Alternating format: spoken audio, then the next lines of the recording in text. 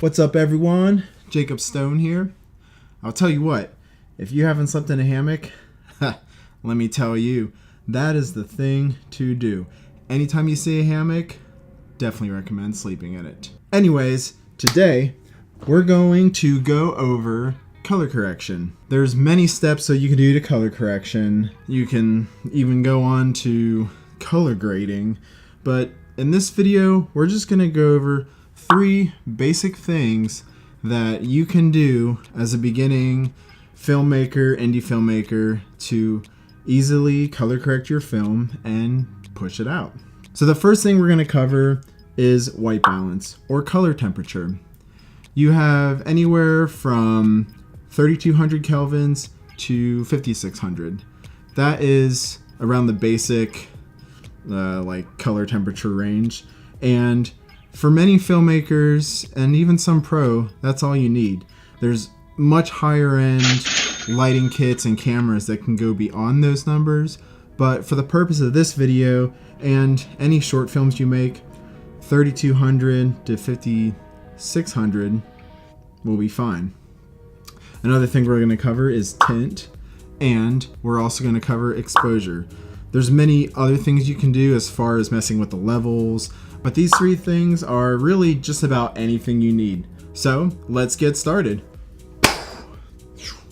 Okay, so we're here in Premiere. As you can see, we're on the color correction tab, which is also Lumetri Color, which that's kind of the Adobe thing. You have other tabs that you can use for different things when you edit. If you don't see the color correction or any other tab you want there, just go up to Window, go to Workspaces, and you can see the different windows here that you can select to work in that space in Adobe Premiere. So once you're on the color space, you can bring up the footage. For the footage that we're going to do today, you can see that I have my kitty cat, Marbles, who wants some snacks. She's not going to get snacks yet though, because we have to color correct. I shot it bad on purpose, just for the purpose of this tutorial. Generally, before any shoot, you want to make sure that your camera is white balanced. You can get one of these for like 11 bucks on Amazon. I can put the link in the description. This thing really saves my life when white balancing. All you have to do is just put it right over your lens, whoop, and hit the white balance button, and it's white balanced. We can go over that later. Oh, I hope you guys don't mind. I think I'm getting a little sick, so I'm gonna be drinking some tea probably. Anyways, back to Premiere. We're gonna start with the white balance and the temperature color selection first.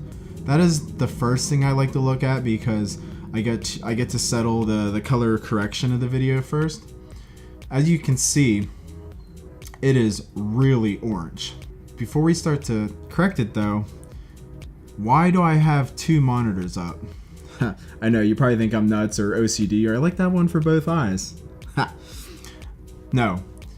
One is the source monitor, which if you double click on the clip in either the timeline or the project panel, it'll appear in the source monitor. Over here, we got the program monitor, which is like your master monitor. We can get more into that into another video, but that's like what the final product should look like. Here we have the reference window, and generally the reference window isn't open, and if it's not, you can just click Window, go down the reference monitor, and select the sequence. The reason I have that up is watch this. I have the clip selected in the timeline. That way I'm correcting that clip. To correct the color temperature first, I like to go with the sliders instead of the little eyedropper. I can take the eyedropper and choose the wall, which is a white wall, and it'll do it for me. But sometimes that you want to do it yourself. And I just proved my point from before. The reference monitor shows you what it's going to look like. The source monitor shows you what the original looks like. So you can compare and contrast how much you've changed. I'm just gonna undo that real quick. because I want to show you that the slider works as well. So you just click the slider, go the whole way down. See, I dragged it all the way to the left, and by using the slider you can only go to -100, and it's the 100 the other direction. If you want to go farther though, you just click and drag on the number and you can go almost as far as you want. I think it only lets you go to 300. Yep, that's it, 300. So that's a little too blue for me. So we're gonna go to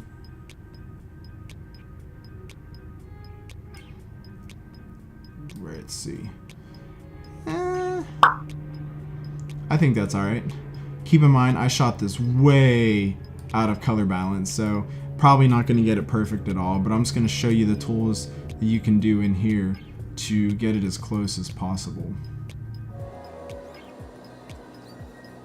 If you hear a little squealing in the background, that is probably marbles. Well, that is close to an okay color temperature. It would have been better if I would have color balanced or white balanced before I started shooting, but I didn't because I'm an idiot. So we have to correct what I already did because I'm on a tight budget and I can't hire a colorist, and I'm editing, doing motion graphics, and doing everything because that's what you do in the indie film world. You pretty much do all the jobs yourself. Nothing wrong with that, it's just sometimes you have a limited budget. Alright. So as you can see, we corrected it, making the temperature closer to the 5600 range, like daylight temperature, but that leaves the footage looking kind of greenish. And trust me, the carpet is not green unless you live in some type of like alien world or something, which that is totally possible. So next we're gonna mess with the tint. The tint is, as you can see, between the pink and green spectrum of video. There's probably more technical terms about it that I'm not really sure about right now, but for the purpose of this tutorial, we're just gonna go with green and pink. I mean, that's really easy to remember in the indie film world, right? So you take this slider, and so it looks a little green. Which way do we move it? We move it over to the pink side, or the red side, to add some of those reds back in. And look at that. That is looking really good, like somewhat back to normal. I mean, look how much that is better compared to what it was before. Marbles is getting happy. You can see her. Alright. I think that looks relatively good. So, lastly, let's go over exposure. Now, I expose relatively correctly in this, but she is kind of dark. We can bring it up a little bit, but you really probably don't have to mess with it that much.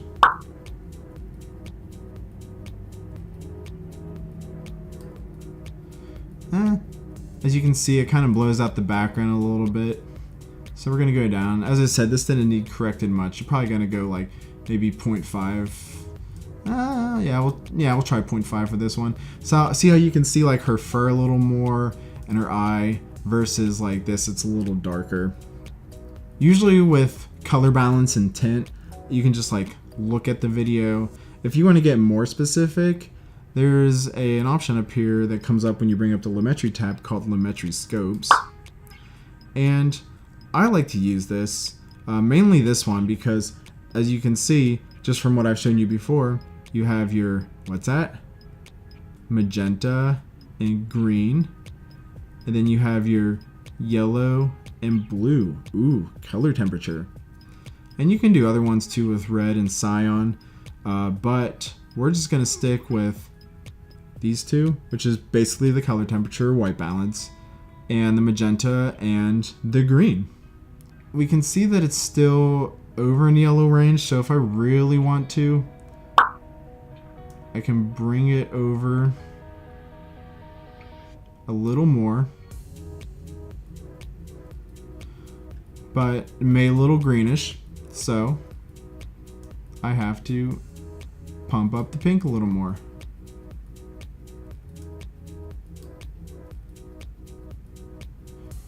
That looks decent. And then with here, you can look at your exposure with either this one, or if you click on the little wrench right here, you have other settings that you can use. I usually like to use the Parade RGB because it gives me not only these three, which balances color temperature, but it also shows me exposure, which 100 is like the max you should go for video, or full white, and 0 is full black, or the darkest you should really go. I'm not going to even go into other things as far as crushing the blacks, and we can go over that in a later video, but the exposure in this video, and it's probably mainly because she has a dark coat, is down to the 60.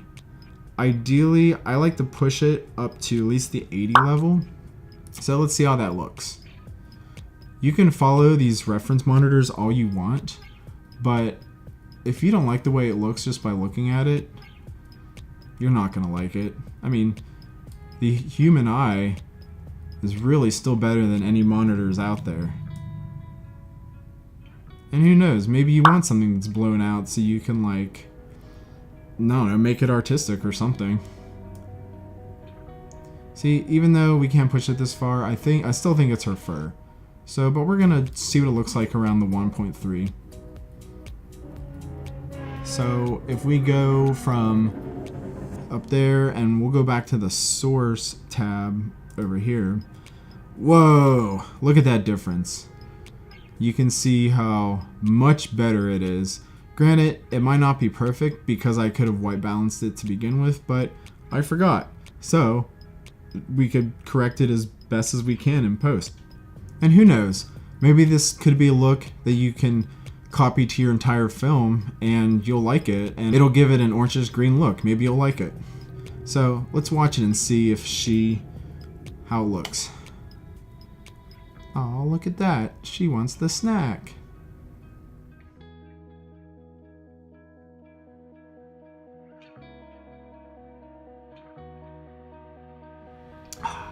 Well, everyone, thanks for joining me. Those are 3 tips to better color correction that really anybody can do.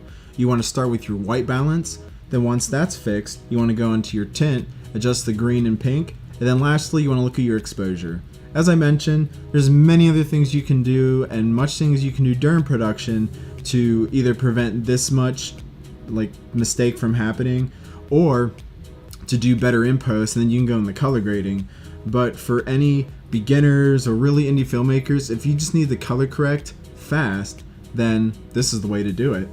Well, everyone, if you like this video, hit that little like button, and if you want to see more, hit subscribe, hit the little bell notification so you can get notified as to when I release more videos, and I will see you next time. Marbles wants to say hi. She's the star. She's the star. Marbles wants to say hi. Aw. Marbles. She's getting annoyed. I'm gonna put her down. Oh, no, don't scratch me, kitty. Ow. That hurt.